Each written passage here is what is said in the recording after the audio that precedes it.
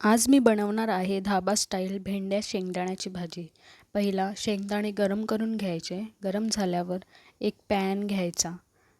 Pan गरम झाल्यावर त्याच्यामध्ये एक तेल टाकायचं, 1 चम्मच. तेल टाकून जिरा, राई, हिंग टाकून त्याच्यामध्ये कांदा लसूण टाकायचा. कांदा लाल असा बनवायचा. कांदा लाल झाल्यावर त्याच्यात किसलेला खोबरा टाकायचा. नंतर एक टोमॅटो टाकायचं. टोमॅटो टाकून त्याच्यामध्ये कापून भेंडी टाकायची. भेंडी शिजवत ठेवायची. भेंडी शिजवून झाल्यावर त्याच्यामध्ये मसाले टाकायचे.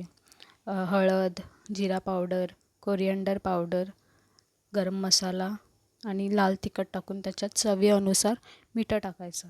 नंतर किसलेला आपला शेंगदाण्याचा कूट टाकून मिक्स करायचं. नंतर 5 मिनटं शिजवत ठेवायचं. मस्त आता झाली आहे आपली धाबा स्टाईल शेंगदाण्याची भाजी.